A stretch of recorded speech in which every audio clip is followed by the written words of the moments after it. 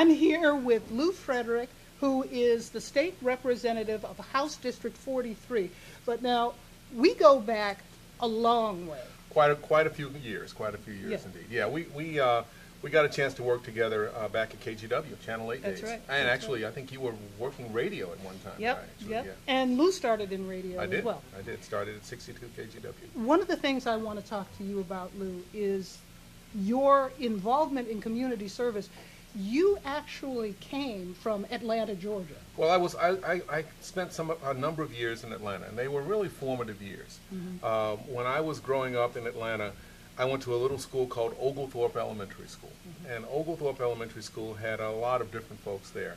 But and I lived right down the street, so after school we would have football games and other things. People would come over and we'd sit down and play around. Our neighborhood had an enclosed place that was grass covered. The other places were often red clay, which made it really hard. So you didn't play football very much on the red clay. I ended up having, as my playmates were Marty, Yolanda, and Dexter King. Yes. And yeah. and then every once in a while I'd go over to their house and visit their house. It was sort of, we all knew that he was an icon at the time, but the real issue there for us was that he was the dad of our playmates. So he would tell us to quit running through the house, and he would tell us to turn down the music, and he would tell us that a lot of different things. And the adults all told us a basic concept, and the basic thing that they said was they expected us to make things better for the people who came after us, because that's what they were doing.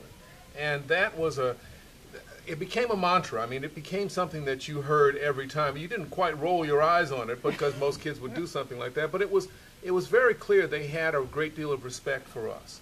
Now, the other thing that they told us and that they made very clear to us, that they wanted us to act as the models for how a new world would come about, a new culture would come about.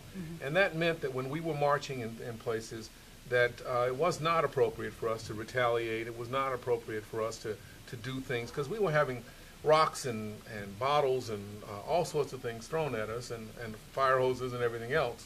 But we did not, you find that people did not respond that way, because it was very clear that not only was it a strategic thing to do, but it was also a thing that really was part of your own soul, and that's what I was part of. And you have taken that drive, that I am part of this community, that community service, all the way up to where you are today. Well, there's another aspect that the King folks and my family said: use what talents you have. I like to tell stories. I mean, that's what I did as a reporter. I told stories. But I also like to talk with people and find out what was going on, because otherwise no one knew what those stories were. And I've done that in a lot of different places. I did that at Channel 8. I did that when I was a teacher. I did that when I was working for the Portland schools. And part of the process that I want to take right now is to take the stories from North and Northeast Portland down to Salem, to make sure that those kinds of ideas, those issues, are in fact represented in the small rooms, not just on the floor of the house, but in the small rooms when people are talking about things. Now, you were appointed. I was appointed.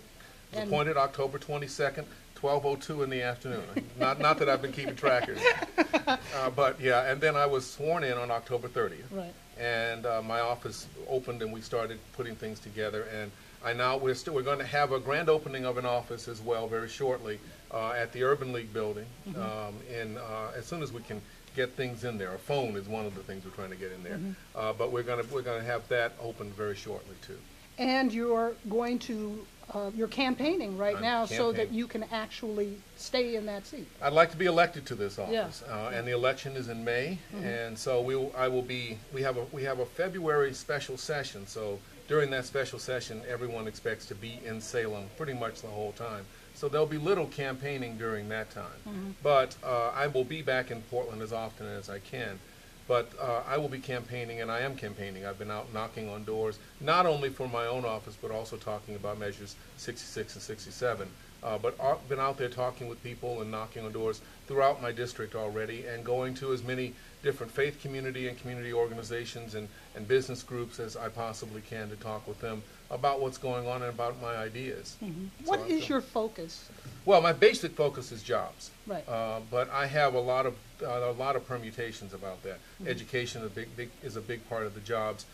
Economic development of one form or another is a big part of the jobs as well. I've already introduced a bill that allows nonprofits and government agencies to use some of the $350 million coming in the stimulus bill. One of the problems we had was that we had state regulations that wouldn't allow certain folks to use some of that money. My bill lets them use some of that money for a number of things, environmental, retrofitting of houses and things like that. I'm also working on a bill to clean up brownfields in North and Northeast Portland and throughout the state.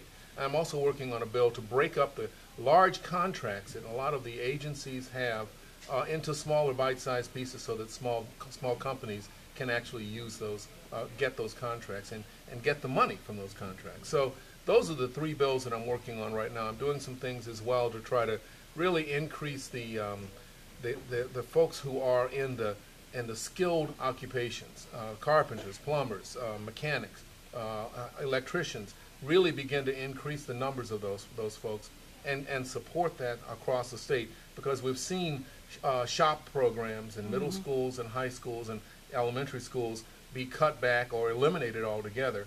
And as a result, we don't have the people coming in who can do that kind of work, and we need them. That's exactly who folks go towards, and we need to reintroduce that. So I'm going to be working on that as well. Well, Lou, I want to thank you very, very much for joining us here in the green room. Lou Fredrick, State Representative, House District 43.